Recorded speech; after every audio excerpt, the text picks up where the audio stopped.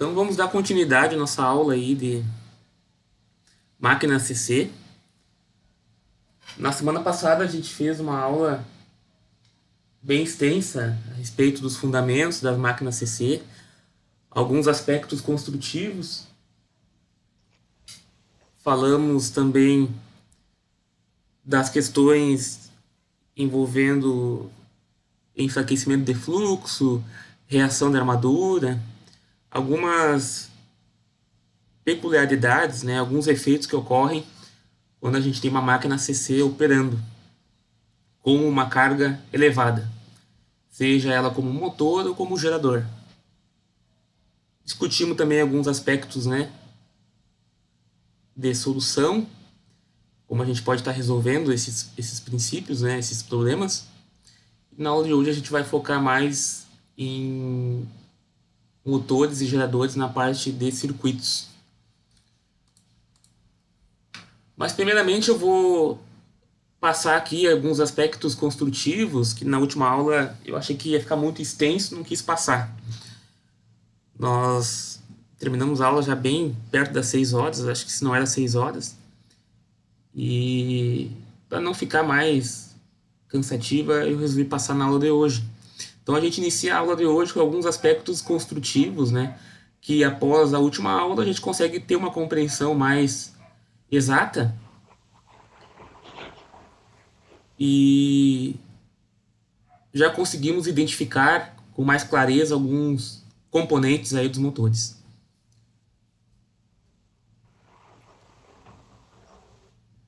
Então aqui a gente tem um rotor, né? Ou também armadura. Eu vou dizer rotor porque a gente tem aqui o nosso comutador, né? O nosso eixo, né? Aqui é um eixo do motor, né? Onde ele é constituído de uma armadura, ou desculpa, um comutador, um núcleo aqui, né? Esse aqui é um material ferromagnético. Isso aqui todo esse material ferromagnético aqui, ele é chapas, né? A gente já viu o porquê dessas chapas, para reduzir as perdas no núcleo, né? A gente tem nosso enrolamento aqui, enrolamento de armadura. O que mais a gente tem? A gente tem nossas bobinas. Acho que o Daniel deixou o áudio aberto, Daniel. Desculpa, Sam. Capaz. Uh, o que mais? Então a gente tem aqui nossos enrolamentos, né? Então aqui é um eixo real, né? Aqui tem o rasgo da chaveta, né? Para fazer a conexão com uma polia, né? Para conectar alguma carga no eixo. Enfim, estamos aí. Tá aí apresentado a armadura, né? Ou o rotor, também conhecido, mais conhecido como rotor, mas também tem essa nomenclatura, armadura. Aqui a gente tem um estator, onde eu tenho meus polos de estação principal, né? Aqui. Meus polos de comutação, aqui, aqui. Tem 4 polos de comunicação, de comutação. E a minha carcaça. Essa parte de fora aqui é um material todo ferromagnético, né? Isolado. Por que mesmo eu tenho polos de comutação? Quem é que pode responder aí? Por que eu tenho polos de comunicação, de comutação aqui?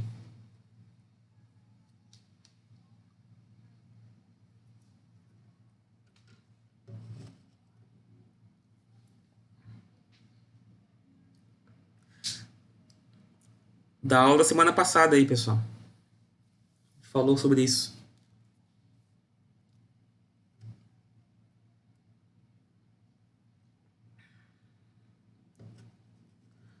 Para nós corrigir, né? Os efeitos da reação da armadura. Por isso que a gente tem os polos de comutação. Para fazer essa correção dos efeitos da reação de armadura. E quais são esses efeitos?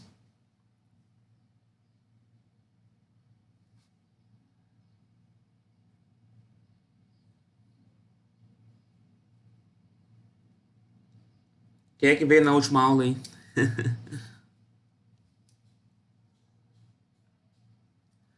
Os efeitos, né? Deslocamento do plano neutro, enfraquecimento de fluxo, tensões LDI dt, né? Era isso. Então, com os polos de comutação, eu consigo fazer essa correção. Eu consigo manter vertical, né? Eu consigo manter eu consigo manter as linhas de fluxo lineares, né? Elas não dão aquela distorcida típica da reação de armadura, onde quando dá aquela distorcida eu tenho um deslocamento do meu plano neutro e um enfraquecimento de fluxo, né?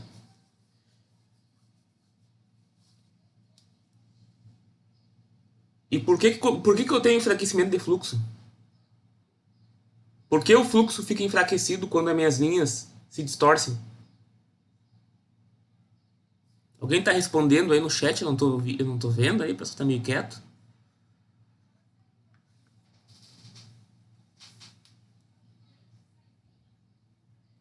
Por que eu tenho enfraquecimento de fluxo? Porque as linhas, quando distorcidas, né? Eu tenho aqui minha sapata polar, né? Eu tenho aqui minha outra sapata polar. Aí quando eu tenho meu enfraquecimento de fluxo, as minhas linhas fazem isso aqui, né?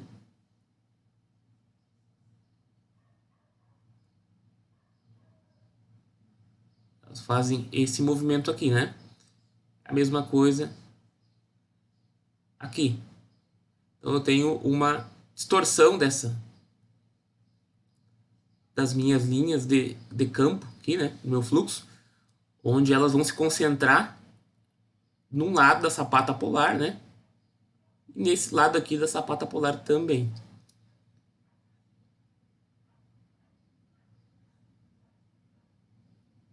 E por que ela se intensificando em uma região só, eu vou ter enfraquecimento de fluxo? Até então elas estavam, digamos que, bem distribuídas aqui, né? Ocupando todo o material. No momento que eu tenho a minha reação de armadura, eu vou ter que elas vão se concentrar mais em uma região da minha sapata polar, né? Tá, mas o que tem a ver? Por que se elas só se concentrar em um canto, eu vou ter um enfraquecimento de fluxo? Por que o meu fluxo total no final vai ser menor? Por quê?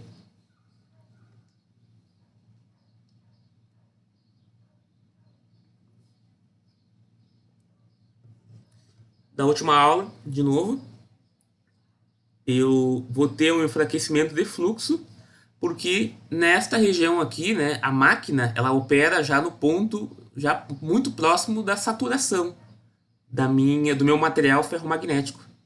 Então, no momento que eu tenho linhas, né, se direcionando para a mesma região, eu vou ter uma saturação.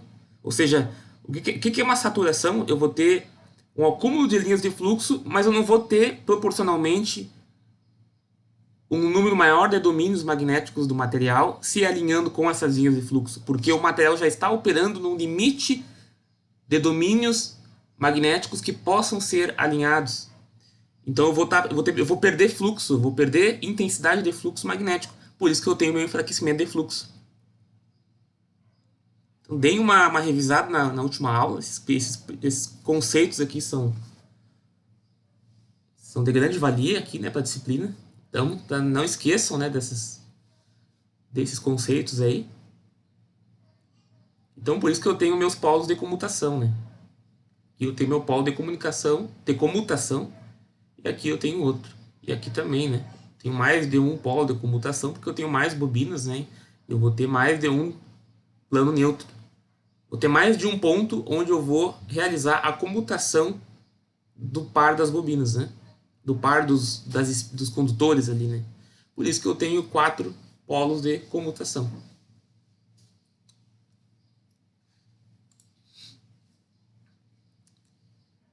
Aqui eu tenho alguns aspectos construtivos, né? Enrolamento principal do campo. Então ele está aqui, né? enrolamento principal, né? Tá todo encaixado aqui nessa ranhura aqui, né? Aqui eu tenho uma área para me inserir enrolamento de compensação.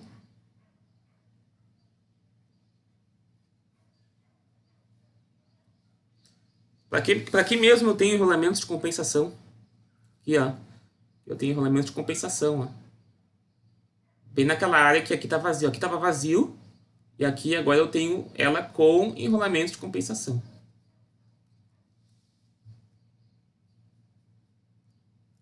Por que eu tenho o enrolamento de compensação?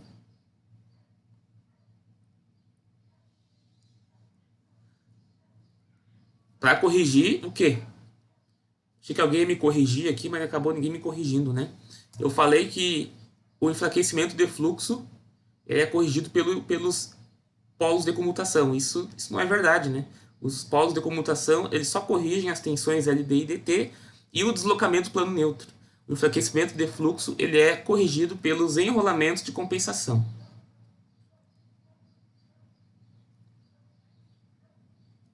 Né? E aqui a gente tem as nossas escovas, né? Eu tenho mais de uma escova. Eu tenho o mesmo par pro lado, né, de lá, aqui em cima, né, encostando aqui. Fazendo a comutação, né, de vários conjuntos, né. Eu vou ter vários caminhos. Na última aula a gente fez o exemplo, né. E a gente viu na última aula também o que é esses caminhos. Eu tenho vários caminhos de corrente, né, dentro da máquina. Originados pela distribuição das bobinas, né, pelas conexões que elas fazem internamente. Tem a ver com o tipo de enrolamento, simples, duplo, triplex, tem a ver com a classificação, né, se o enrolamento é imbricado, se o enrolamento é ondulado. Então, eu vou ter vários caminhos, né, que são diferentes de acordo com o meu tipo de enrolamento, né, maneira que eles estão dispostos dentro do motor ou gerador ali, né. E aqui eu tenho a minha escova, né, em mais detalhes. Ela em contato com o meu comutador aqui, né. Que ela está em contato com o meu computador. Minha escova. Eu tenho aqui um sistema que coloca uma pressão. Ela está em contato com o computador com uma certa pressão, né? Então, ela é disposta de uma maneira que não há centelhamento, quando não há reação de armadura, né? Se eu não tiver reação de armadura, se eu tiver o meu deslocamento, se não tiver deslocamento no plano neutro, eu consigo realizar um contato ali, né, uma comutação adequada. E aqui eu tenho um comutador já gasto, né, digamos, bem rodado, já bem de algum motor que já sofreu o uso aí, né, de alguns longos anos, ou até mesmo foi submetido a elevadas cargas, aí a gente acabou tendo um desgaste no computador, né? Aqui.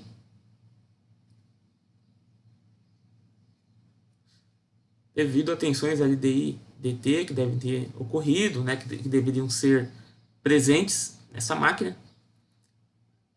Enfim.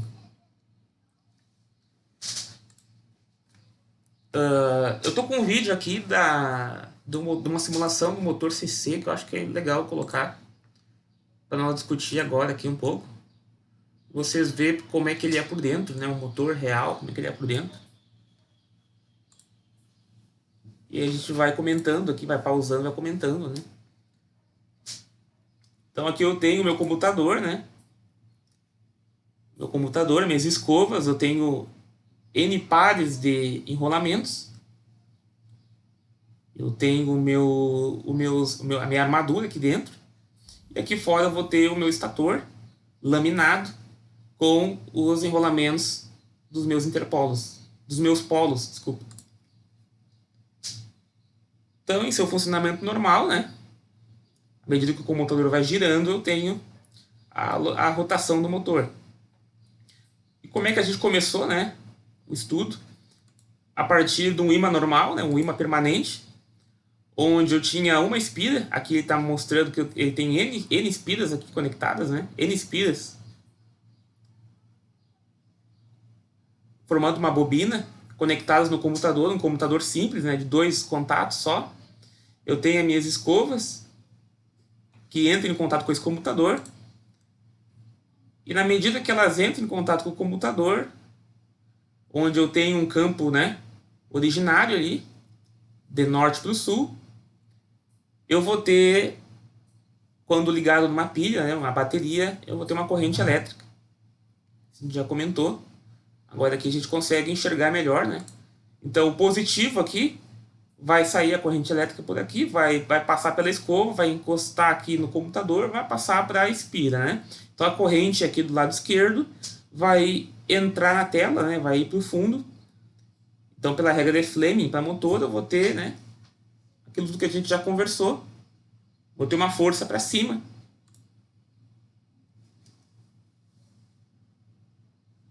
Não, uma força para baixo. Força para baixo, né? Tive até que fazer de novo a regra aqui.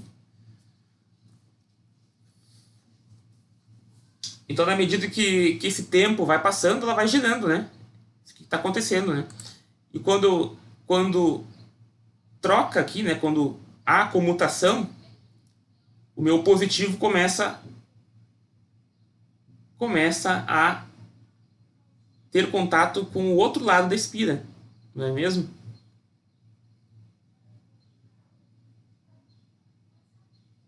Aí a pergunta é por que mesmo eu fechando esse contato aqui, ele não entra em curto isso aqui? Quem é que me responde isso?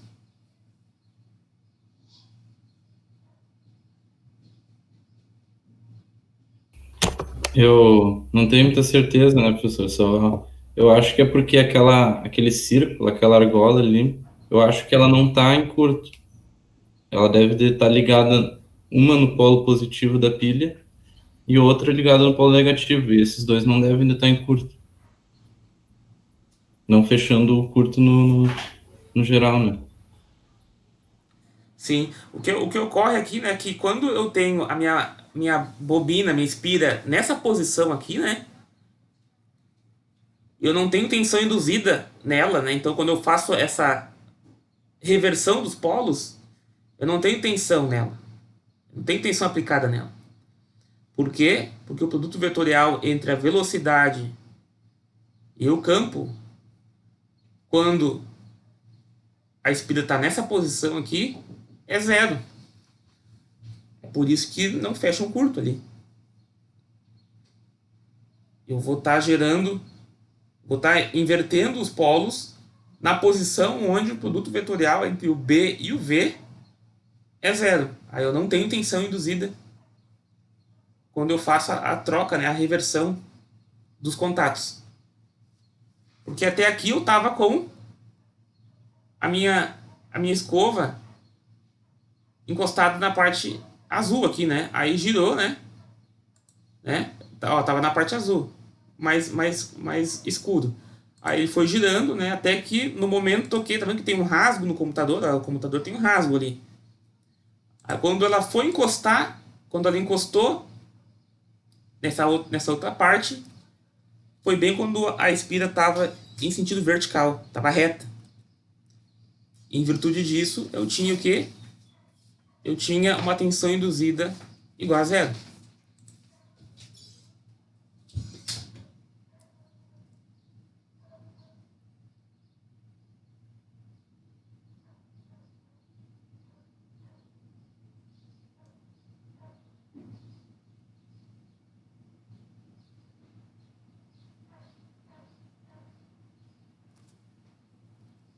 Então aí a gente tem o funcionamento, né, o princípio, né? Além de que, né, quando eu tenho expira aqui verticalmente, eu tenho que meu torque igual a zero, em virtude que também, né? O torque ele é resultante do φ, né? Torque igual a K φ A, né? Então, o meu torque é K φ A. Eu tenho campo, mas eu não tenho corrente. Por que eu não tenho corrente? Porque eu não tenho tensão reduzida. Então, meu torque é aproximadamente zero quando ele está nessa posição. Eu tenho uma variação de torque no tempo, né? Se eu fosse fazer um motor, no caso, eu quisesse ter essa configuração aqui, não ia ser muito adequado, porque eu ia ter um torque variável, né? Na medida que essa espira trafegasse dentro desse campo. Então não faz muito sentido tu colocar mais enrolamentos, digamos assim, se tu quer aumentar a potência, colocar mais enrolamentos nessa espira aí, não faz muito sentido, né? Em virtude que eu vou ter um torque variável. Agora, se eu colocar espiras em outras posições espaciais, eu consigo diminuir cada vez mais esse torque variável.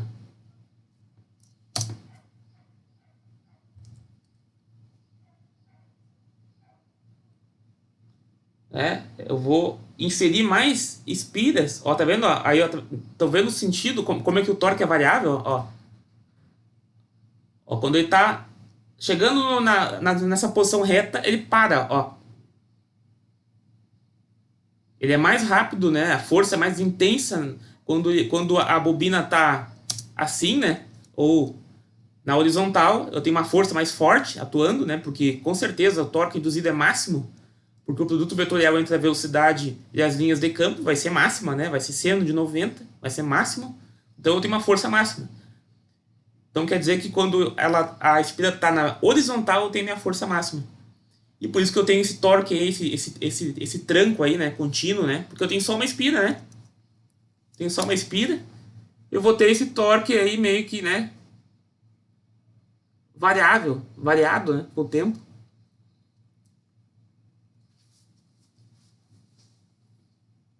O que se pode fazer é colocar mais espiras, né? Em posições espaciais, onde quando a minha primeira espira estiver na vertical, ou seja, quando o meu torque é mínimo, eu tenho uma segunda espira que está na horizontal com o meu torque máximo. Então, para mim ter um torque homogêneo em cada posição no espaço, eu coloco, né, N espiras, né, ali em posições espaciais diferentes, para mim deixar o meu torque praticamente homogêneo, né, em qualquer posição da rotação, né, qualquer ângulo de rotação.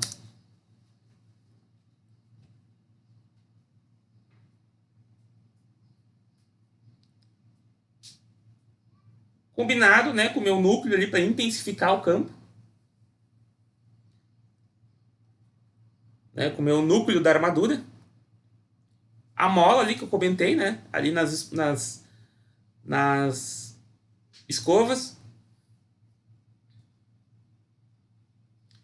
Meu estator, então, eu vou ter muitas vezes os polos sendo criados de maneira artificial, né? Existem motores que têm polos permanentes, polos de ímãs permanentes, como estava na ilustração anterior, né?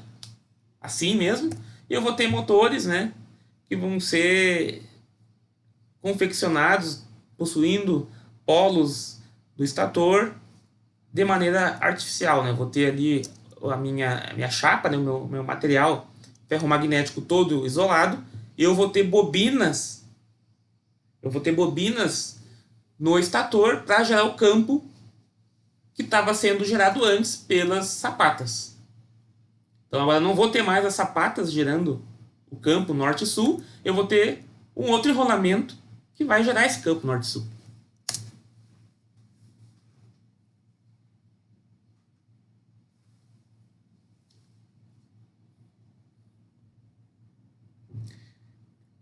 E esse campo norte-sul ele pode ser ligado, né, em paralelo ou série. Normalmente nos motores, né, motores CC, eu não tenho uma excitação independente, né? Eu vou ter uma excitação que vai vai utilizar a mesma tensão do terminal da armadura. Eu não vou ter uma tensão, uma bateria separada, uma estação independente. É claro que existe, né? Sempre tem uma aplicação para tudo, mas na maioria dos casos, né, os motores mais utilizados, eu vou ter que os meus enrolamentos do meu estator que gera o meu campo norte-sul ali, né? Esses enrolamentos vão estar em série com a armadura ou paralelo. Na aula de hoje a gente vai ver então como é que funciona essas ligações. Vamos começar com o motor shunt e vamos fazer alguns exercícios. Na aula que vem aqui ele começa a dar alguns exemplos, né, de ligação, de circuitos aqui, né, como é que fica ligado. Então aqui eu acho que aqui a gente não vai conseguir ver tão bem isso aí, né, sem saber como é que é as características do motor shunt, do motor em série. Então a gente na aula de hoje vamos falar um pouquinho de motor shunt. Eu vou deixar para falar o resto na aula que vem, porque senão vai ficar muito comprida a aula de hoje. Então vamos começar conceituando o motor shunt, motor em paralelo, fazendo alguns exercícios aí junto. E na aula que vem a gente vai ver todas as ligações, né, série, paralelo, composto, enfim, vamos ver todos, vamos passar por todas os tipos de ligações com mais calma, né, visto que a aula da semana que vem, da aula de amanhã, ela é mais extensa, né? Então, recapitulando, pessoal, da última aula a gente falou sobre a gente chegou nessas duas equações, né? A gente chegou aqui, tensão induzida igual a Kφ ômega e torque induzido igual a Kφi, né? A gente partiu de equações e deduzimos e chegamos nessa equação aí, nessas duas equações aí. A gente falou sobre comutação em máquinas CC simples, vimos alguns aspectos construtivos, falamos sobre as conexões do computador, tipo de enrolamento, ondulado, imbricado, soluções para os problemas de comutação. Então a gente falou um pouquinho sobre o princípio da máquina CC. Eu lembrei que tem mais um vídeo que eu queria mostrar para vocês, que eu acho que vai ser bom. Só para vocês verem, esse vídeo aqui é do motor elétrico trifásico. Só que já é bem válido, porque a construção ali do estator que eu queria ver com vocês, ó, essa parte mais, eu acho que é válido, de como que as espiras são, né, colocadas, né, conectadas no motor. Eu acho que é interessante já ter uma noção, né? Então eu vou ter meu estator aí, né? O núcleo, né, ferromagnético. Eu vou ter papéis isolantes para fazer a isolação. Mas para assentar mesmo, porque com o tempo, né, pela vibração do motor, né, as espiras vão acabar dando vão gerar vai ter um atrito ali, né, com a carcaça não, desculpa, com o núcleo ferromagnético. E esse fio que é apenas esmaltado, ele pode vir a sofrer algum dano, né? Então aquele papel ali, ele isola, mas ele não é tão... O papel do papel não é tanto em isolar, e sim não gerar um atrito ali, né? Não gerar um desgaste ali no fio, na bobina, em contato com o estator decorrente da vibração, né? Da operação do motor ali em plena carga, enfim. Então eu tenho aí as bobinas, né? Elas são assentadas no estator.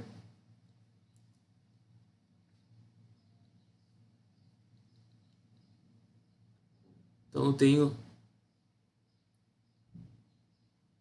uma assentação das minhas bobinas.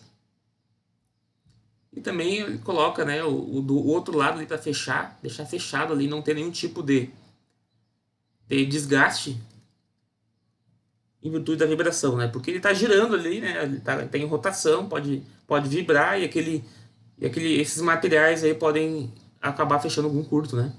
Então por isso que eu tenho todas essas proteções aí isolantes. Então, essa parte da ligação aí a gente não vamos focar, porque é de um motor trifásico, né? A gente nem chegou ainda a falar de máquina CA. Então, a gente tem um conjunto de bobinas. Então, elas estão ligadas ali, né? Estão curto-circuitadas, de tal maneira ali, né? Aqui eu tenho o esquema dela aqui. Que tipo de esquema é esse aqui? Né? Que ele passou aqui, né? É um esquema, é um enrolamento imbricado, né? É um enrolamento imbricado.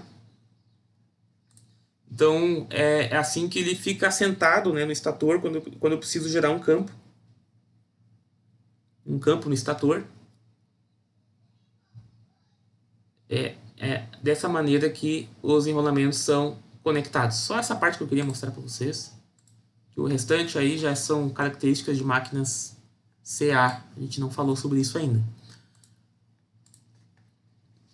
Então, na última aula, continuando, a gente falou sobre conexões do computador, tipos de enrolamento, problemas de comutação, soluções para os problemas de comutação. Né? Foi isso que a gente falou. Então, foi mais uma aula de princípios de conversão, princípios de máquina CC. E na aula de hoje, a gente vai focar aí em alguns tipos de ligação que a gente viu na simulação. Em especial na ligação em paralelo, né? Ou ligação tipo shunt. Então a gente traz de novo para recordar algumas equações para a máquina CC. A minha tensão induzida é igual a VBL, onde eu posso chegar em Kφ ômega através de algumas deduções que a gente fez na última aula. O torque desenvolvido é KφA, né? Também por dedução. O meu EA, ele é Kφ ômega, mas ele parte, né, dos aspectos construtivos da máquina, tipo número de condutores, né? Número de polos dividido por 2π vezes o número de caminhos. Então, quanto mais caminhos eu tenho, menor vai ser a minha tensão de armadura.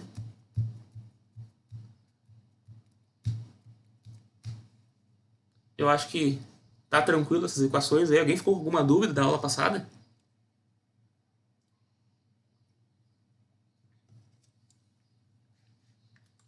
Então vamos continuar. Então a gente viu, né, na simulação ali, de maneira bem breve, que existem N maneiras de se fazer o acionamento do motor em relação às características do campo, ou excitação, né, chamado, né, o campo que realiza a excitação da máquina, né, estator, ele pode ser ligado de maneiras diferentes, né?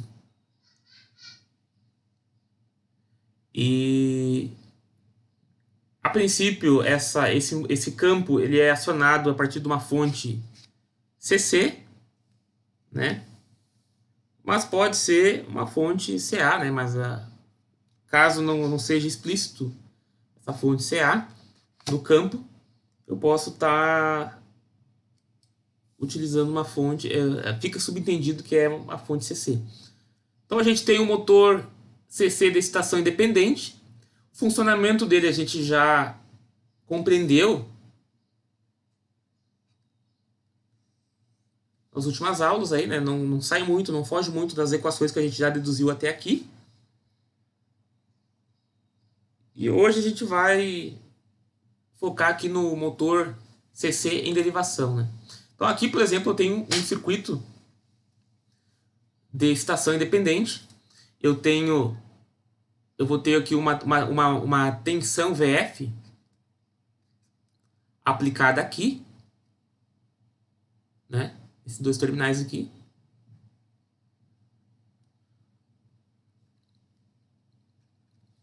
Vou ter uma tensão VF aplicado a um enrolamento de campo, ao meu estator. Então, no meu estator, eu vou ter aquele enrolamento que a gente viu lá na simulação ali. Aquele enrolamento ali vai gerar meu campo. Então, eu vou estar gerando o campo de maneira artificial, não mais por um ímã permanente. Eu vou ter um resistor aqui de ajuste, né, onde eu vou estar aumentando e diminuindo a intensidade do meu campo. E eu vou ter, né, do outro lado aqui, né, posso representar o outro lado como um circuito de um resistor, uma tensão aqui da escova, né, uma queda de tensão em cima das escovas aqui, pode ser representado como uma tensão ali V escova. Eu vou ter minha tensão da armadura, meu EA, né? E de maneira simplificada eu posso dizer, né, que o meu circuito é esse aqui, né? Eu vou ter meu VF aqui, eu vou ter minha tensão aqui de campo, né? Eu vou ter o meu resistor de ajuste, meu indutor, aqui, né? Simbolizado aqui pelo meu enrolamento do estator. Eu vou ter então uma corrente nos terminais aqui, né, do comutador. Eu vou ter uma corrente que vai circular aqui, né?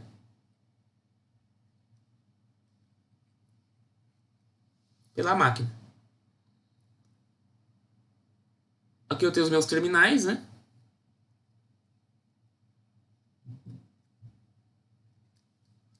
Eu tenho os meus terminais, onde eu tenho uma tensão VT aqui, né? Eu tenho uma tensão VT, uma tensão de terminal.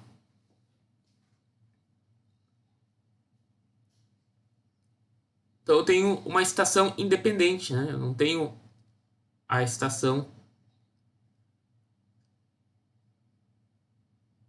Se eu tiver aqui uma máquina com ímãs permanentes, qual parte do circuito aqui eu posso desconsiderar?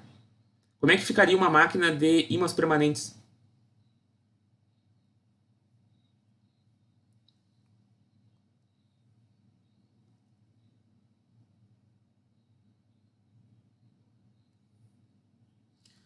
Se eu tiver uma máquina de ímãs permanentes, eu não tenho por que ter esse circuito aqui, né? Não preciso ter isso aqui, porque o campo aqui, esse circuito de campo aqui, né, meu VF, só está gerando um campo magnético. Ele está gerando o campo magnético das sapatas lá, né? Que antes estava sendo originado por um ímã natural, um ímã permanente. No momento que eu não tenho um ímã permanente, que eu tenho, né, um ímã artificial, eu vou ter que ter um circuito com uma bateria aqui gerando um campo magnético no estator.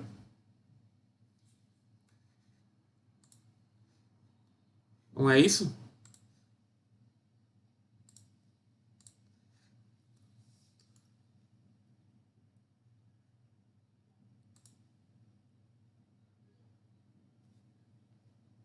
Então, como é que eu posso encontrar as minhas relações, né, de corrente e tensão? Então, eu vou ter que no meu motor de excitação independente, meu IF, minha corrente de campo, igual a VF sobre RF. Né? Percorri a malha aqui, tem uma tensão VF aqui. Eu vou ter que meu IF vai ser somente VF sobre RF. E o meu VT vai ser o quê? Meu VT vai ser a minha tensão de armadura mais a minha corrente de armadura.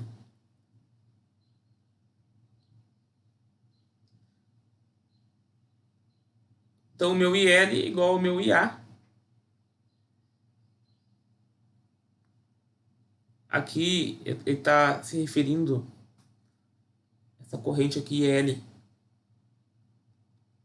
é a corrente de carga, né? E load vai ser igual à corrente de armadura.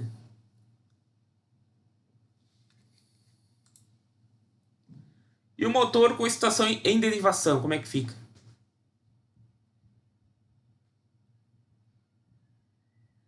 A minha corrente de campo vai ser igual a VT, a tensão de terminal, dividido pela minha resistência de campo, que é essa resistência aqui.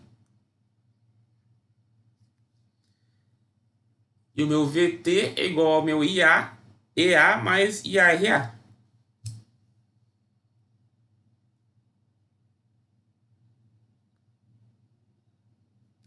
E a minha corrente aqui de carga, né? Minha corrente total vai ser igual ao IA mais o IF. Esse aqui é o tal motor shunt ou motor em paralelo, né? também conhecido, né, motor com excitação em derivação. Qual é a vantagem de eu utilizar um motor desses? Por que eu não utilizo um motor com excitação independente, né? Por que quando eu utilizo um motor com ímãs artificiais, tem-se uma tendência, né, ou a maioria das máquinas utilizam um motor com excitação em derivação.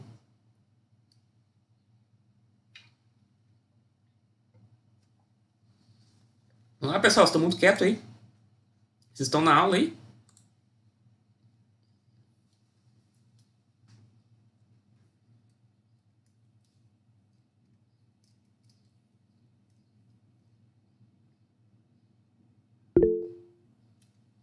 Pablo, custo?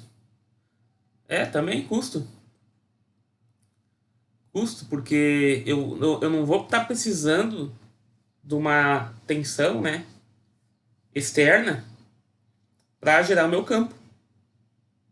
Só com o meu valor de tensão de terminal, eu já consigo gerar o meu campo. Então é exatamente custo. A característica de terminal de uma máquina é um gráfico que envolve as grandezas de saída da máquina. Para um motor, as grandezas de saída são o conjugado no eixo e a velocidade. Assim, a característica de terminal de um motor é um gráfico do seu conjugado de saída versus a velocidade. Como um motor CC em derivação responde a uma carga? Suponha que a carga no eixo de um motor CC em derivação seja aumentada. Nesse caso, o conjugado de carga excederá o conjugado induzido na máquina e o motor começará a perder velocidade. Então, todos aqueles princípios que a gente viu da máquina linear CC vale aqui também, né? No momento que eu tenho um aumento de carga, o que vai acontecer? Meu EA vai diminuir, né? Porque a minha velocidade diminuiu. Diminuiu a minha velocidade está aqui, né? Diminuiu minha velocidade, eu diminuo o meu EA. E se diminuir o meu EA, eu vou ter que minha corrente de armadura vai começar a o quê? Subir.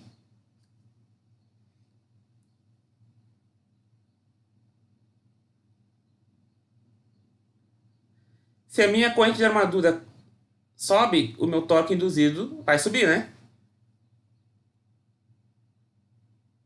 Até que o meu torque induzido tenha magnitude tal que a minha velocidade volte a ser constante. Com a minha velocidade constante, eu tenho um IA constante e, consequentemente, eu vou ter uma velocidade mais baixa, né? Quando eu tiver um torque, eu vou ter uma velocidade mais baixa. Considerando que essa máquina não tem controle nenhum, né? A gente vai falar sobre isso aí, não vamos falar hoje, mas a gente vai falar com um pouco sobre isso aí em algumas questões de controle. Eu queria saber, assim, ó, quem está fazendo conversão 2 e não está fazendo laboratório de conversão, já fez laboratório? Eu já fiz laboratório já, de conversão. Eu ainda não fiz. Não tô fazendo. E o Pablo?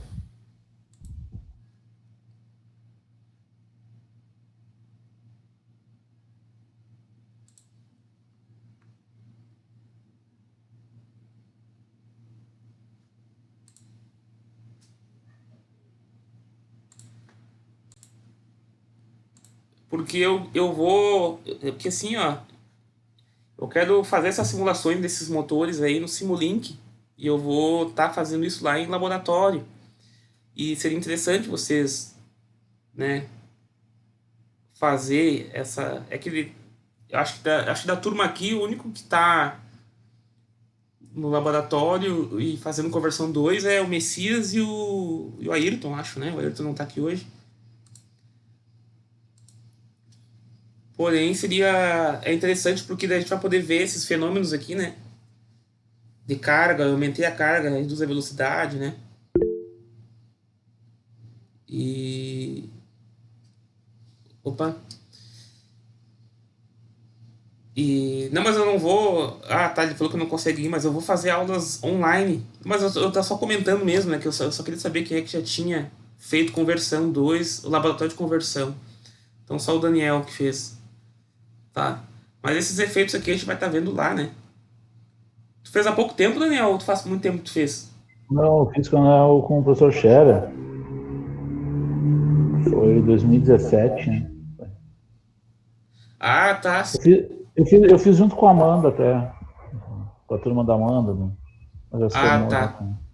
Então, de repente, vai ser difícil tu recordar esses efeitos aqui novamente, né? É, Pô, não, realmente, vou ser franco, recordando essa parte também.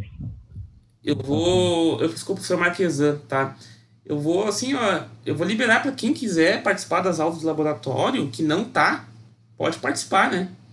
Que eu vou Não, fazer não, simulações lá no Simulink e vai ser interessante. Então, quem quiser, né, vai ser na sexta-feira de manhã, quem quiser fazer, quem quiser entrar na ótimo, turma, só olhar, ótimo. né? Não vai ter nenhum tipo de avaliação para vocês, né? Porque vocês não estão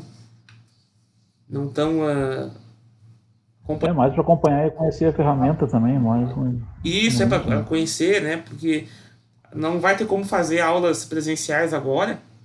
A gente vai fazer no calendário suplementar. Porém, eu vou fazer aulas de simulação no Simulink, que vai dar para poder ver todas esses efeitos aqui e como que a gente pode estar mantendo uma velocidade constante, independentemente da carga, né? Por exemplo. Então, esses efeitos aí são interessantes você saber, né? E Certo. depois disso, depois que a gente fizer essas simulações, a gente vai para a bancada. Eu acho que fica muito mais fácil de entender, porque eu lembro que quando eu fiz laboratório, era difícil de tu linkar assim essas variações. Ah, eu coloco mais carga, reduzo a minha velocidade, aumento meu torque, por quê? Mas aí o cara não sabe por que está acontecendo. Então eu acho que vê isso no Simulink primeiro, sabe? Primeiro vê aqui as deduções das equações, saber por que está acontecendo isso. Depois vai no Simulink, vê, né, na simulação como é que é a resposta. E depois vai na prática, eu acho que fica até mais completo, sabe? Né? Pensando agora. Até reforçamos sobre quando eu fiz, a gente fez com o professor Scherer, usamos mais com a bancada mesmo, né? Nós nem usamos o Simulink, que foi muito na bancada. É bom, mas tem um lado negativo, porque como eram grupos, tu não conseguia, assim, né, absorver muita coisa. Às vezes que dividia, cada um fazia uma parte, mas acho que com o Simulink vai ser de grande valia. Assim. Então eu vou deixar aberto. Então me procurem. Quem tiver interesse de acompanhar as aulas, me procurem, né? Eu vou estar fazendo lá as simulações dessas máquinas todas que a gente vai ver aqui em conversão 2, porque o laboratório de conversão nada mais é que parte prática, né, da disciplina de conversão 2. E vocês não vão ter outra matéria tão prática quanto conversão, laboratório de conversão. Não vão ter, eu não me lembro, eu não me recordo de ter outra. Então eu acho assim que essa parte, o que vocês tiver interesse de acompanhar, eu sugiro que acompanhem, né? Porque vai ser de grande valia. Então vamos lá. A característica de saída de um motor CC em derivação pode ser obtida a partir das equações da tensão induzida e do conjugado mais a lei de Kirchhoff das tensões LKT. Então a minha tensão de terminal é igual à minha tensão da armadura mais o meu IARA. Então o meu VT igual é Kφ ômega mais IARA.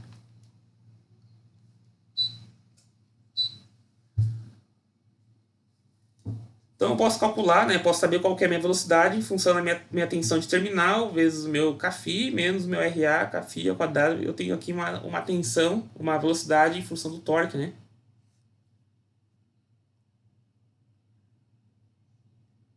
Então aqui eu vou ter a minha velocidade caindo de acordo com a minha tensão induzida, né?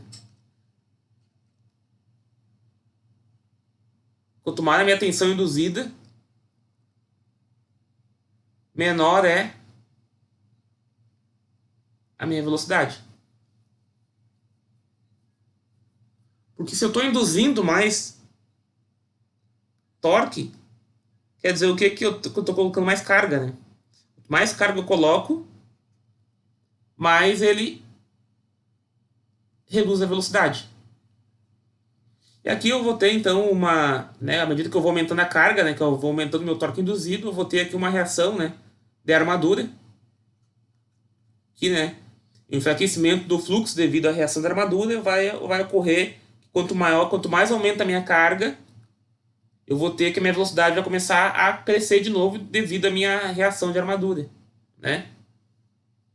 Porque meu fluxo reduziu, então eu vou ter a máquina se acelerando, né?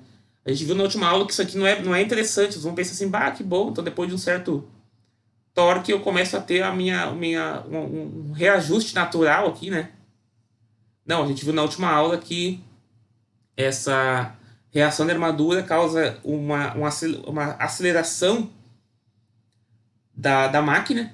A aceleração da máquina vai gerar uma tensão de armadura maior, que vai gerar uma corrente de armadura maior. E se eu tenho uma corrente de armadura maior, o que vai acontecer? Meu torque induzido vai aumentar. Então ela vai tender a se destruir. A máquina tende a se destruir. Então isso aqui tem que tomar muito cuidado, né? Na medida que eu aumento a minha carga, a minha corrente começa a subir demais, né? Minha corrente. Então o motor normalmente vai tentar desarmar, né? Vai ter valores de corrente que ele vai desarmar, em virtude que a máquina vai começar a acelerar. Aqui, né? A máquina vai acelerar até certo ponto em que a minha corrente vai ter uma magnitude onde vai destruir a própria máquina. Então eu preciso desarmar, né? Eu tenho que ter um dispositivo de proteção, um disjuntor, que seja capaz, né, de desligar essa máquina aí antes que ela se destrua, né? Antes que ela se autodestrua.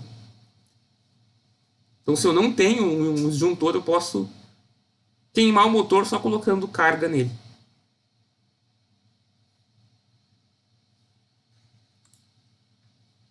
Então, vamos fazer um exemplo. Exemplo 8.1 de um motor CC em derivação. Vamos fazer junto esse exemplo aqui.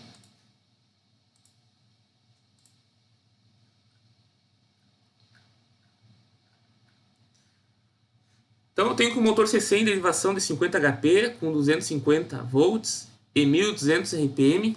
Deixa eu só pegar isso aqui, colocar diferente.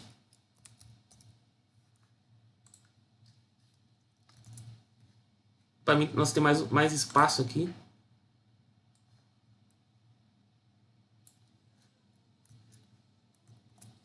Deixa eu tirar isso aqui daqui.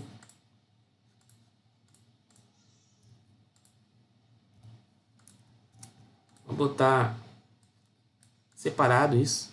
Eu boto isso aqui em cima. E eu boto isso aqui embaixo.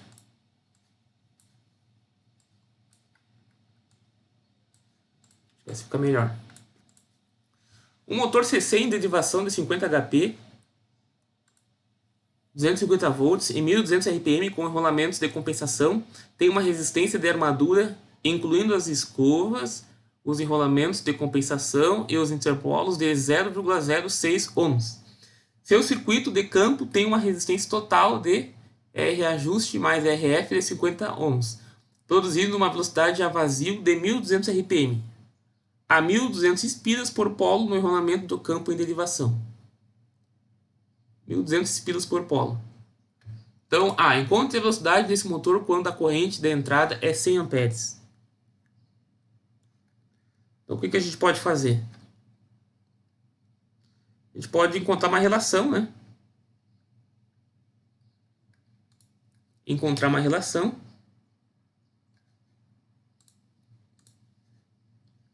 E se a gente consegue encontrar essas relações aí. Primeiramente, essa relação a gente pode tirar da equação, né, de EA igual a Kφ ômega. Deixa eu só aumentar essa tela aqui, porque... Aí, acho que agora fica melhor. Então, eu tenho que o meu EA igual a K' Φ Aqui tá dando Café ômega, mas ele tá dando em RPM, então eu vou botar N, né? Quando eu tenho radianos é ômega, quando eu tenho RPM eu tenho meu N aqui, né? Deixa eu trocar essa aqui que eu gosto mais do vermelho.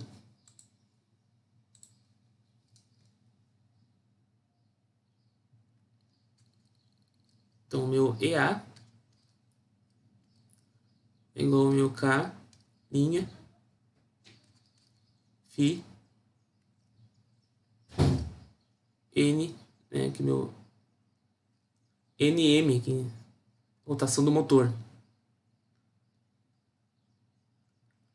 Então, eu posso encontrar uma relação, primeiramente, entre o motor operando a vazio e operando com velocidade, né, com carga, né? Da seguinte maneira, eu posso dizer que o meu EA2, né, dividido por meu EA1, vai ser igual ao meu K',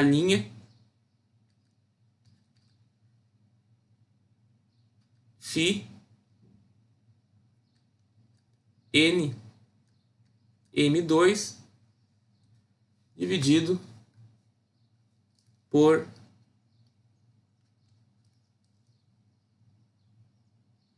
K', Φ, N, M1. Então eu quero saber qual que é a minha segunda velocidade, né? Em função da minha primeira. Enquanto a velocidade desse motor quando a corrente de entrada é 100 amperes. Então eu corto aqui, eu fico aqui a minha velocidade, né, em carga. E a minha N2, vou botar só N2 aqui, vai ser igual ao que? Ao meu EA2 dividido por meu EA1 vezes o meu RPM inicial aqui, né, minha velocidade inicial. Aqui eu cortei, aqui eu cortei também, tá? Então fiquei só com isso. N1. Então a gente sabe que a vazio a corrente de armadura é zero.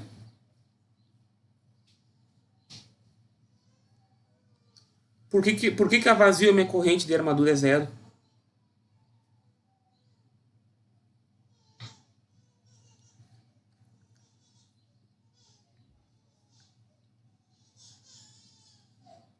Porque o meu torque induzido, né, pessoal? Meu torque induzido, ele depende da corrente.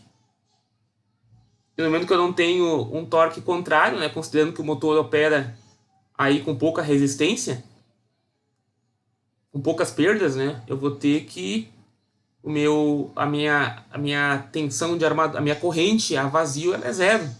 Eu não tenho carga, né? Ele vai dar aquele pico inicial e vai tender para zero, né? Vai baixar ali, né? Vai tender para zero até que, né, a corrente vai fazer isso aqui, né? Vai ter um valor elevado aqui e depois vai baixar.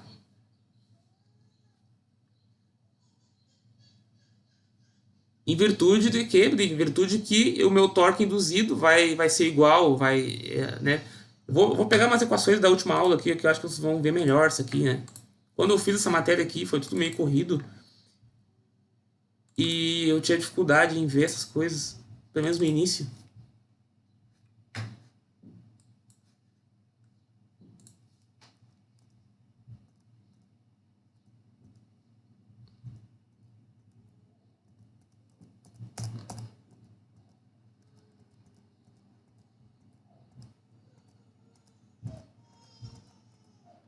Essa matéria aqui tem bastante conteúdo, né?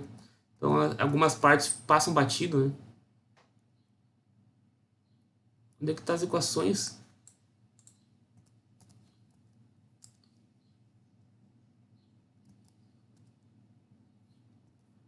Vou pegar da outra aula aqui.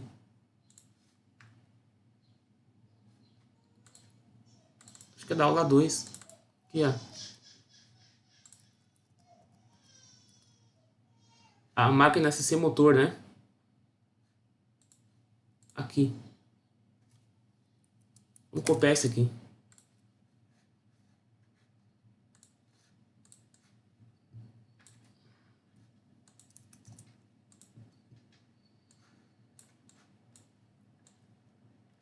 Então eu tenho que na partida eu vou ter uma corrente muito elevada e depois ela vai começar a baixar, né? Vai começar a baixar a aproximadamente zero. Quando o quê? Quando o meu torque induzido for igual. Quando o meu torque induzido for igual ao meu torque da carga, mas ele está vazio, a minha carga é praticamente zero, não tem carga, né? Só tem atrito ali, então dá para dizer que é praticamente desprezível essa força contrária, né? Então o meu torque induzido é muito baixo. Então a minha tensão induzida ela vai subir, né, até o valor de quê? Até o valor de terminal. Então eu posso dizer que a minha corrente a vazio é zero e a minha tensão da armadura ela vai ser praticamente igual à tensão de VB, né? Quando que a minha tensão de armadura é zero? Quando a minha tensão induzida é igualmente a minha tensão VB ou a minha tensão de terminal. Aí eu vou ter a minha corrente igual a zero, né?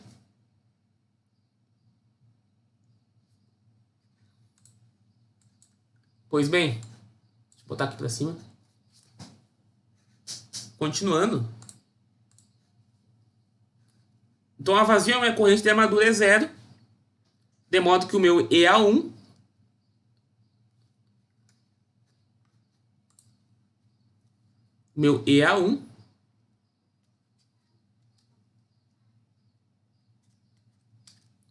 vai ser igual à minha tensão de terminal, que vai ser igual a 250 volts.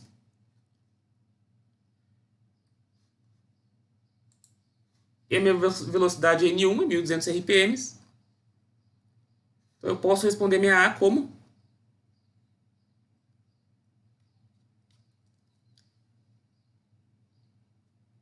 se a minha corrente IL, minha corrente total, né, é igual a 100 amperes. Quanto é que é essa corrente aqui? Ele deu essa corrente.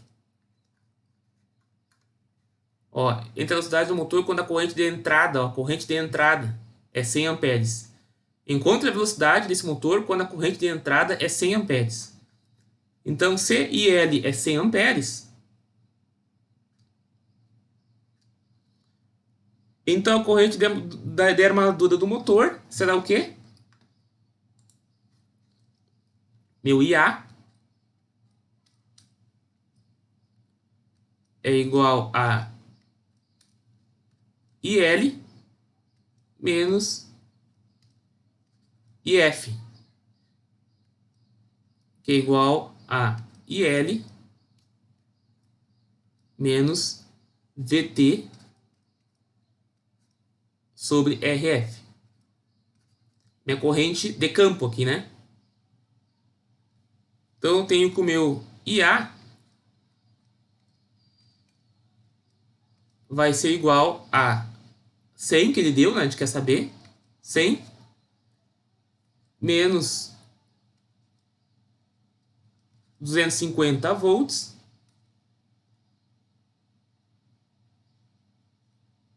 dividido por 50 ohms. Meu RF, né? Quem que é meu RF? Aqui, ó, 50 ohms.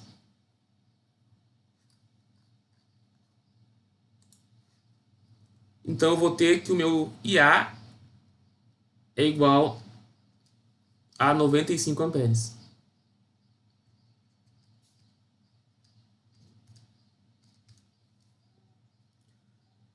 Ele quer saber a velocidade, né? Não chegamos lá ainda. Então se eu tenho, agora eu tenho minha corrente de armadura, né? Preciso ter minha corrente de armadura aqui para mim saber o valor do meu, né, da minha velocidade para essa corrente de armadura. Então eu vou lá e calculo o meu EA para esse valor aí.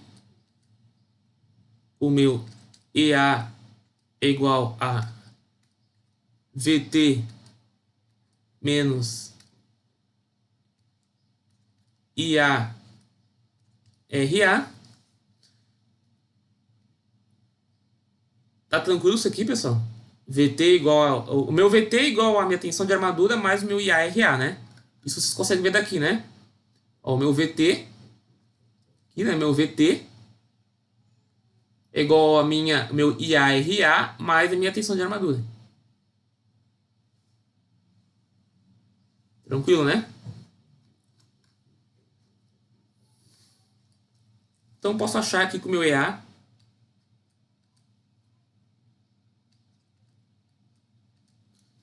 vai ser igual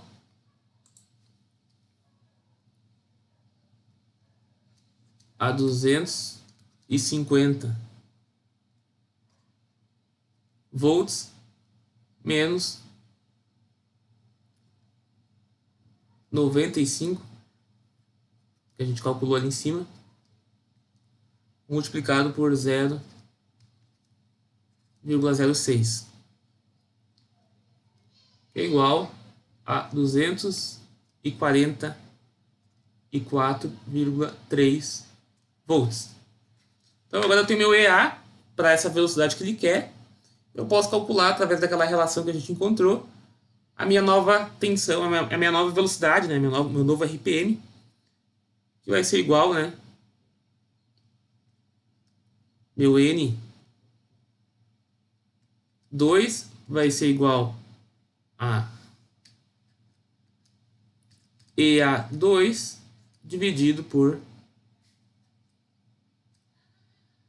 EA1 vezes o meu N1, né?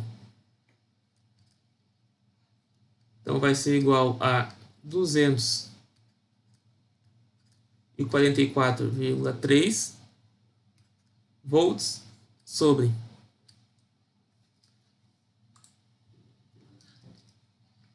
250 volts vezes 1.200 RPM. Então eu vou ter aqui com o meu N2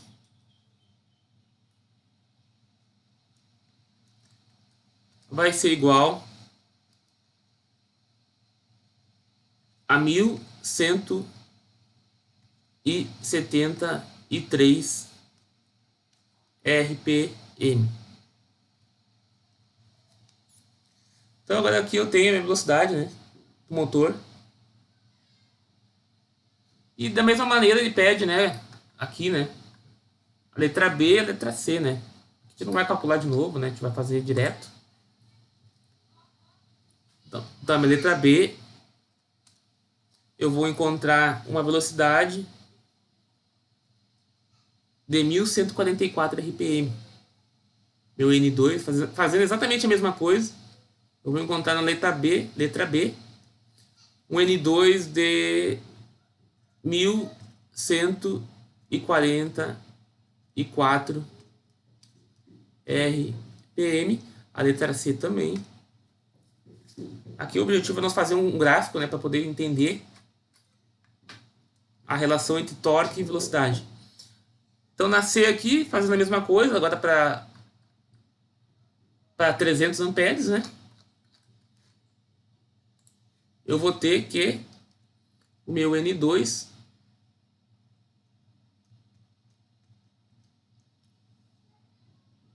é igual, a letra C é igual a 1.115 RPM. 1.115 RPM.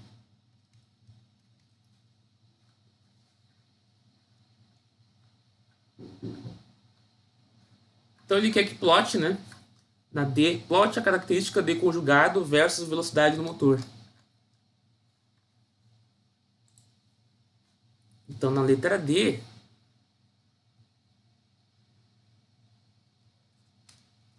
eu vou ter aqui, ele quer que eu plote, né? Para plotar a característica de saída desse motor, será necessário encontrar o conjugado correspondente a cada valor de velocidade.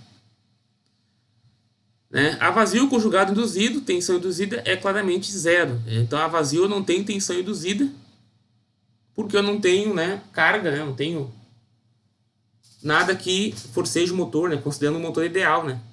Então o conjugado induzido para qualquer outra carga pode ser obtido com base no fato de que a potência convertida em um motor CC, né, a potência convertida,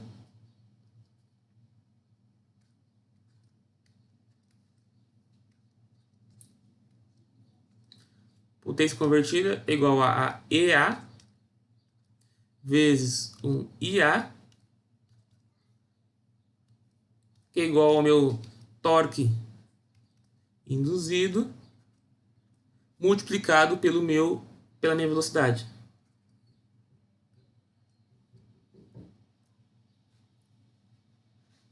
Então, dessa forma, eu consigo calcular o meu torque induzido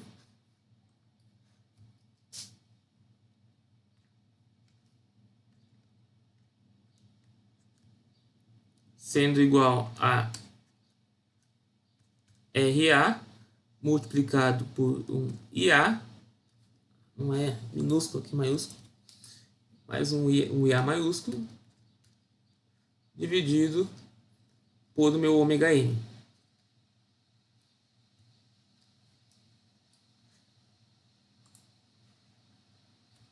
Então eu vou ter que, para IL, né,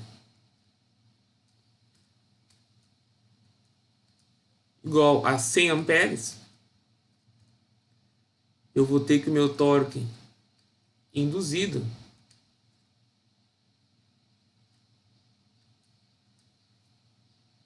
substituindo aqui o meu EA, IA e ômega M daqui, né?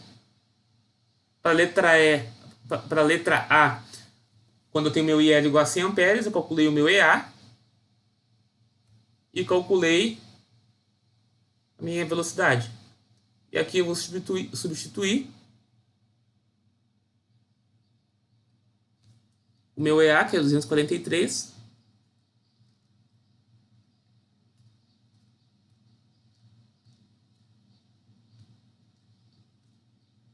vírgula 3 volts, vezes a minha corrente, meu IA, para esse valor aí, que eu encontrei, 95 amperes, dividido pela minha rotação, né? Só que aqui é em ômega m, então eu tenho que multiplicar por 2π. Então, 1173, né? Vezes 2π.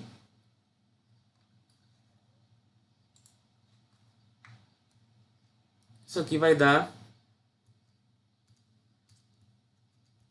190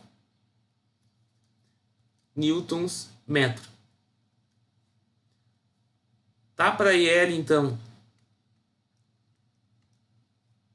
igual a 200 amperes, eu vou ter que o meu torque induzido vai ser igual a 388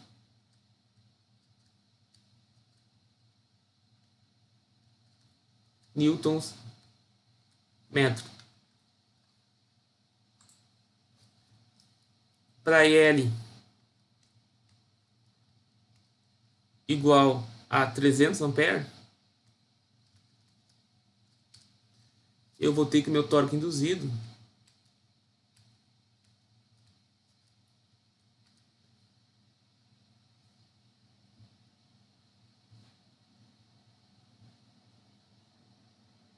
amperes é 587.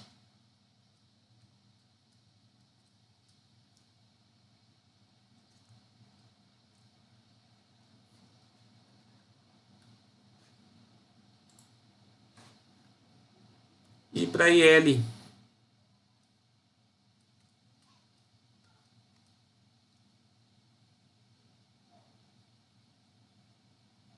já calculei todos, né? Tá.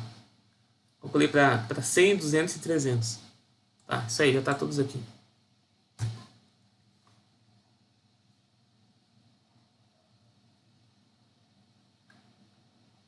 Então eu vou ter mais ou menos, né?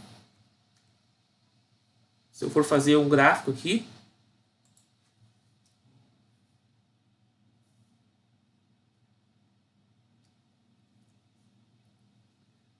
vou copiar para vocês que vai ficar melhor do que eu desenhar aqui.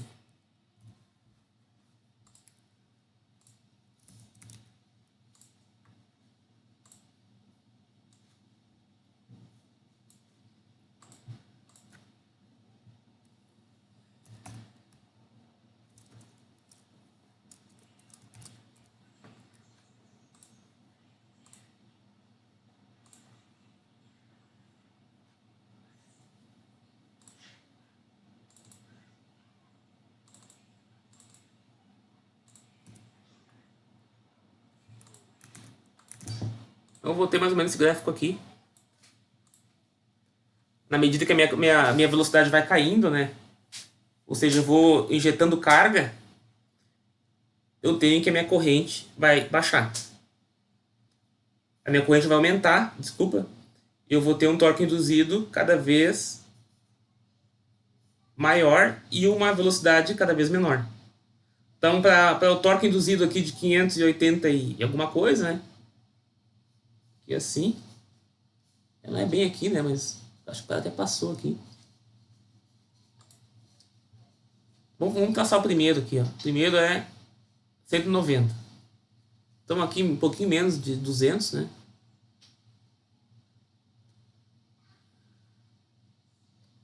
Então eu tenho uma velocidade menor já.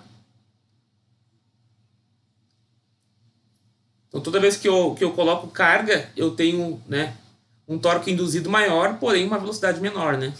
No meu segundo caso aqui, uma corrente de 200 amperes, eu tenho um torque de 388.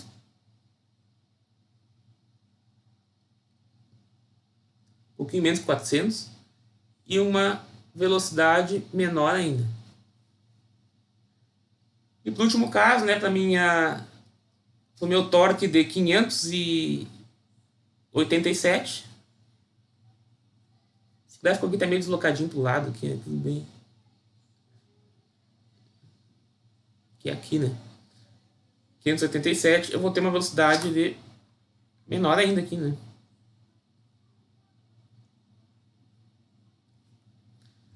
Então, toda vez que eu coloco carga, a minha velocidade, eu não consigo manter, né, naturalmente a minha velocidade, sem que eu tenha qualquer tipo de controle, né, sem que eu coloque qualquer tipo de controle, eu não consigo manter a minha velocidade. Ela cai em virtude que o meu torque induzido aumenta, né? Porém, né, vou ter uma queda de velocidade em virtude da carga. E o torque induzido, ele não tem a ver com velocidade, né? Ele tem a ver com corrente. E a corrente tem a ver com velocidade, porque ela é resultante da minha tensão de armadura. Se a minha tensão de armadura cai, né? Minha tensão induzida, meu EA, se ele cai, se o meu EA cai, quer dizer que a minha velocidade caiu. Então eu vou ter um EA menor. Então, para balancear essa equação aí, né, para parar de cair, para que eu tenha uma tensão induzida igual para que eu tenha um torque induzido igual ao torque solicitado, eu vou ter que aumentar minha corrente. E o motor só vai fazer com que essa relação aqui seja verdade, né? Essa relação aqui de forças, né? Ele sempre vai tentar equilibrar as forças, não a velocidade. Então, porque ele está tentando equilibrar as forças, eu vou ter uma velocidade maior, uma velocidade menor, porém uma corrente maior. Porque para ele equilibrar as forças, ele só precisa mexer na corrente, né? O motor. Só mexe na corrente, ele não mexe na velocidade. E a tensão induzida depende sim da velocidade. Então, sob carga, minha corrente aumenta, minha tensão induzida diminui. Minha corrente aumenta para mim poder ter uma força, para mim poder ter uma força induzida maior. Deu para acompanhar aí, pessoal? A ideia? Sim, professor. Então, vou continuar. Então, análise não linear do motor CC Shunt. O fluxo Φ e, consequentemente, a tensão interna gerada, EA, de uma máquina CC é uma função não linear de força magnetomotriz. Portanto, qualquer coisa que altere a força magnetomotriz de uma máquina produzirá um efeito não linear sobre a tensão interna gerada da máquina. Então, toda vez que eu tenho uma mudança da minha força magnetomotriz, eu vou ter variações da minha tensão interna. Mas o que pode alterar minha força líquida magnetomotriz? A minha reação de armadura, a minha força resultante da minha reação de armadura. Quanto mais reação de armadura eu tiver, menor vai ser minha força líquida.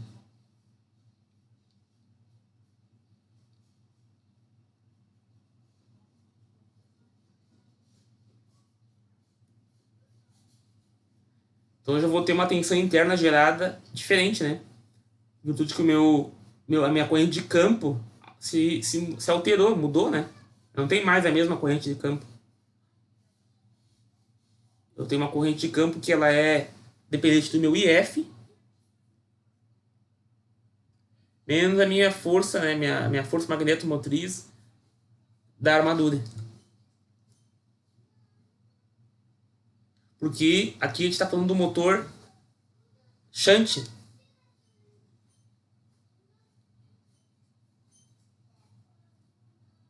A gente está falando do motor shunt aqui. Eu vou ter que o meu circuito do meu campo, do enrolamento do meu campo, é paralelo com a minha armadura. Então, pela fórmula ali, né? EA igual a K filinha, Φ N, que é a minha velocidade, eu vou ter que a razão, né? O meu EA vai ser o EA0, que é a minha velocidade zero aqui, né? Vezes a minha velocidade do motor, né? O meu EA, aqui eu tô achando aquela mesma relação de antes, né? Aquela mesma relação eu coloquei aqui. A vazio e em plena carga. Então aqui nessa região onde eu tenho uma reação de armadura elevada, né? Essa relação não é mais tão proporcional, né? Entre tensão de terminal e corrente de campo. Minha corrente de campo não é mais a mesma, não é proporcional à minha tensão de terminal.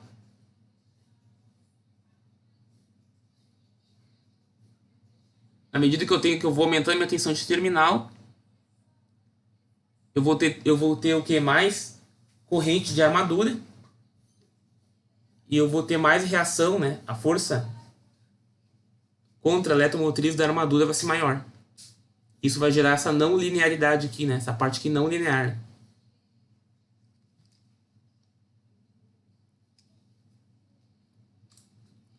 Então, vou fazer mais um exemplo aqui, ligeiro.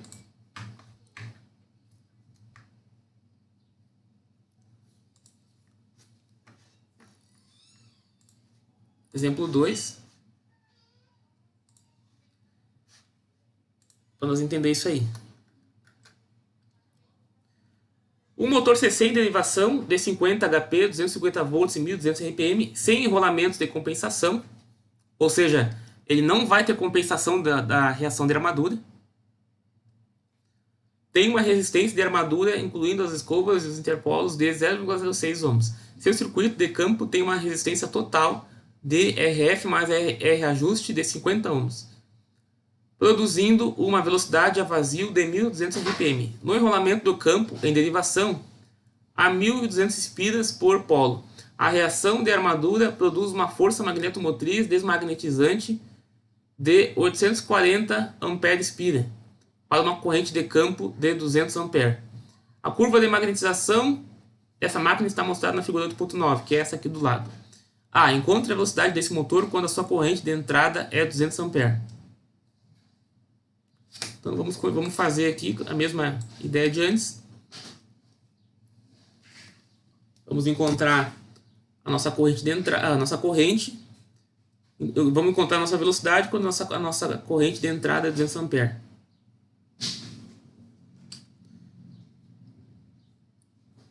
Então, se o meu IL é igual a 200 ampere, a corrente de armadura vai ser igual a IL menos IF, que é igual a IL. Desculpa aqui, pessoal. A caneta aqui é muito ruim. Igual a IL menos VT sobre RF. Então, o meu IA é igual a 200 menos a minha tensão de terminal, 250 volts,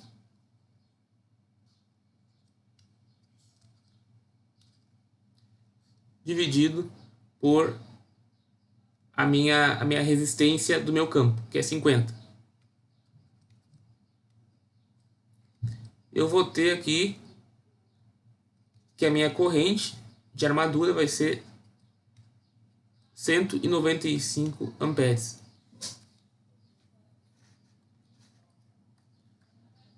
Então ele quer saber a velocidade, né? Vou ter que calcular o meu EA. O meu EA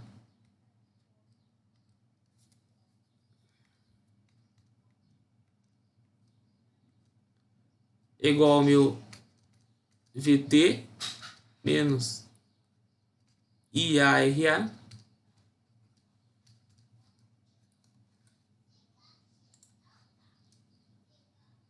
o meu EA vai ser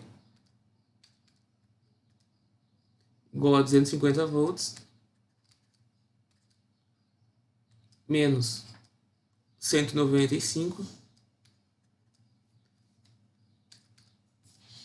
vezes 0,06, né, minha resistência de armadura.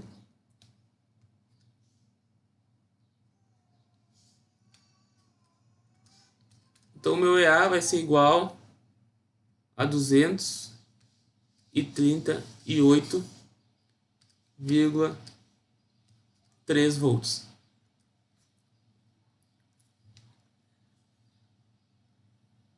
Então, com o IL igual a 200 A, a força magnetomotriz desmagnetizante vinda da reação de armadura é 840 ampere-espira. De modo que a corrente efetiva do campo em derivação do motor é dado pelaquela equação ali, né? Que a gente passou no slide, que é I asterisco F igual a minha corrente de campo menos a minha força contra eletromotriz da reação de armadura dividido pelo número de espiras do campo. Isso aqui, pessoal, é aquela força contra eletromotriz da reação da armadura que causou meu enfraquecimento de fluxo, né?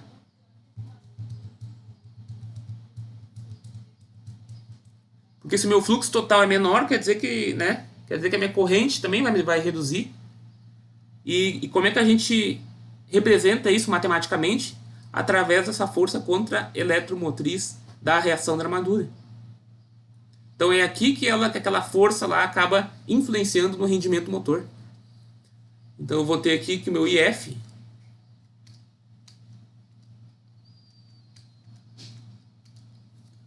vai ser igual aos meus 5 amperes menos 840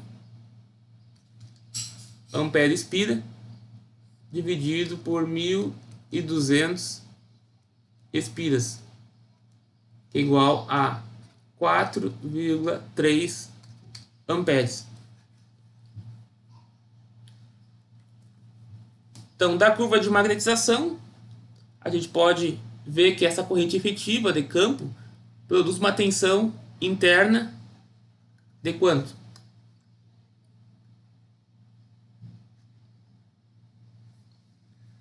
Vamos lá ver. 4,3. 4,3. Ele já deu aqui separado. Gera uma tensão interna, né? Aqui eu estou na região já não linear, né?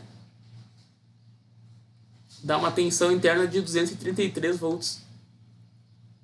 Então o meu EA para essa corrente de campo aí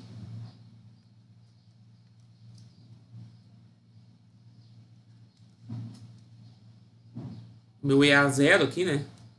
Essa corrente de campo vai ser igual a 233 233 volts. Para uma velocidade, né, N0 de 1200 RPM. Ó, aqui ele deu o RPM, ó. O motor 60 de ativação, 50 e 1200 RPM sem enrolamentos de compensação. Então ele está trabalhando, né, na velocidade nominal dele, na velocidade nominal, e não tem enrolamento de compensação. Então na velocidade nominal dele eu tenho uma força contra eletromotriz da reação da armadura, que está enfraquecendo o meu campo, né?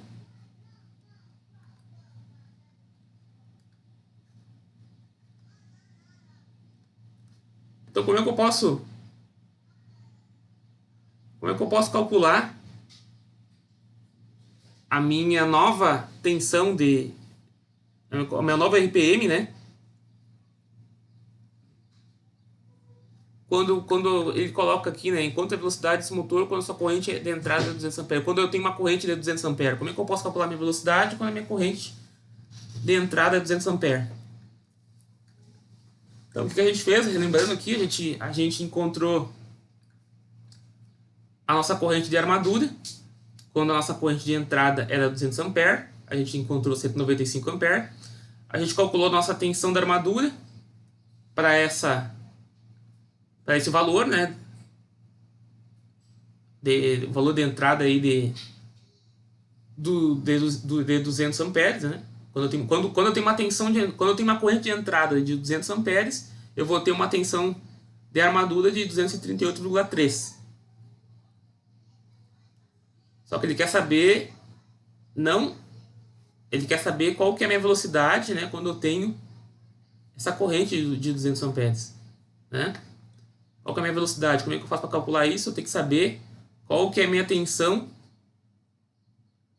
a zero, né? A minha tensão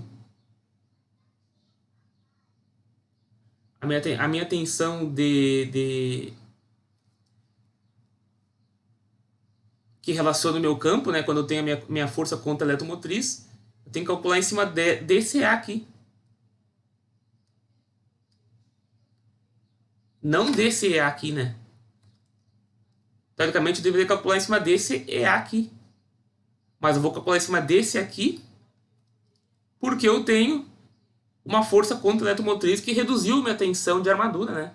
Para 233 volts. Então como é que eu posso calcular? Fazendo o seguinte, né? Usando aquela fórmula lá do EA sobre o EA0 é igual ao meu N do motor, né? O RPM do motor, dividido por o meu N0. Aqui é o meu RPM do motor, né? Em estado normal, né? Nas condições lineares eu teria esse EA aqui. Mas como ele está trabalhando com uma reação de armadura, com enfraquecimento de fluxo, eu vou ter outra tensão de armadura, né? Porque eu vou ter uma outra corrente de campo, né? Eu calculei minha corrente de campo, vi que ela não é 5 amperes, né? Eu vou ter uma outra corrente de campo e em virtude disso eu vou ter uma outra tensão de armadura. Que da tabela a gente achou que é 233. Então para mim calcular meu RPM do meu motor, eu aplico aquela fórmula, eu isolo meu N aqui. Vamos fazer aqui ligeiro. Meu EA dividido por EA0 vezes o meu N0, igual ao meu EA em condições normais, que é o quanto? 238,3 dividido por 233 vezes o meu 1000 e 200 RPM. Eu vou ter que a minha velocidade dessa máquina vai estar de 1000, vai ser de 1227 RPM. Então eu tenho aqui uma aceleração dela, né? Em virtude desse meu enfraquecimento de fluxo. Ela acelerou com o enfraquecimento de fluxo. Então o que ele pede na B, basicamente esse motor é idêntico ao do exemplo 8.1, exceto pelo fato de que os enrolamentos de compensação estão ausentes, então eu não tenho enrolamento de compensação. Como essa velocidade pode ser comparada com a do motor anterior para uma corrente de carga de 200 amperes. Então como é que a gente pode comparar?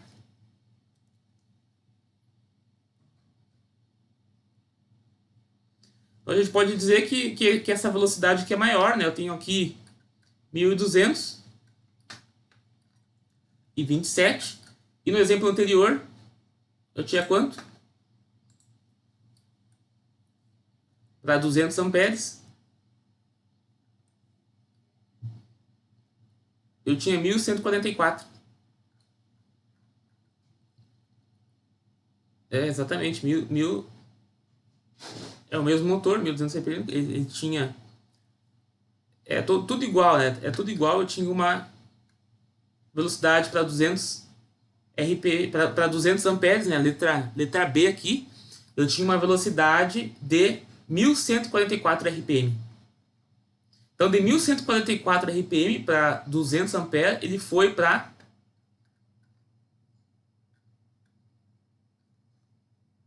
1227.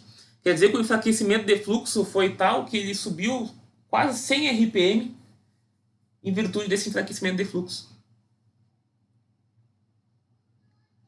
Então agora vocês conseguem ver, né, por que é necessário ter esses enrolamentos de compensação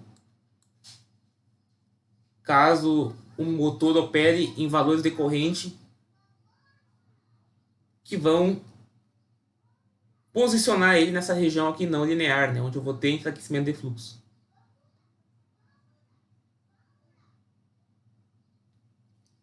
Tá certo? E o que é a letra C? Calcule e plote a característica de conjugado. Não, aqui conjugado versus velocidade do motor. Não, aqui a gente não vai fazer isso. Aqui vai dar a mesma curva, né? Que antes. Então a gente vai perceber que a velocidade, em vez de cair, vai aumentar. Então a gente vai ter que calcular essa velocidade para mais condições, né? Para 100, 200, 300, 400 amperes. E vai ter, então, aquela curva, essa mesma curva aqui, né? Porém, em vez dessa reta decrescente aqui, eu vou ter que a minha velocidade, a minha curva vai começar a subir aqui, né? Em virtude do enfraquecimento de fluxo. Então, matematicamente é assim que a gente modela esse enfraquecimento de fluxo. A gente considera uma IF asterisco. A IF asterisco nada mais é que a corrente resultante desse enfraquecimento de fluxo. Eu tenho menos fluxo, eu vou ter uma corrente menor, uma corrente total menor. Tá certo? Alguém ficou com alguma dúvida aí, pessoal? Foi muito rápido? Deu para entender?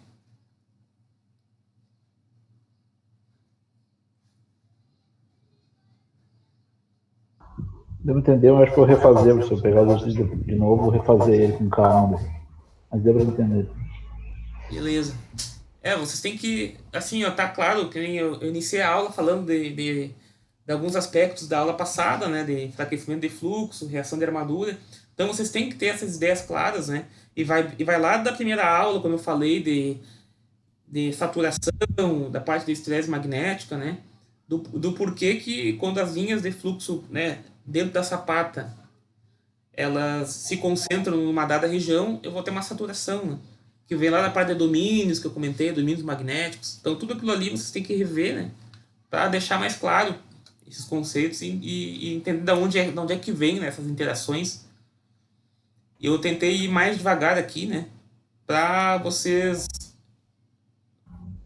ficar com isso, com essa ideia na cabeça, assim, não fugir muito, não ficar uma coisa muito robótica, né? Ah, só vou calcular aqui e deu, né? Aquilo que vocês entendam aí.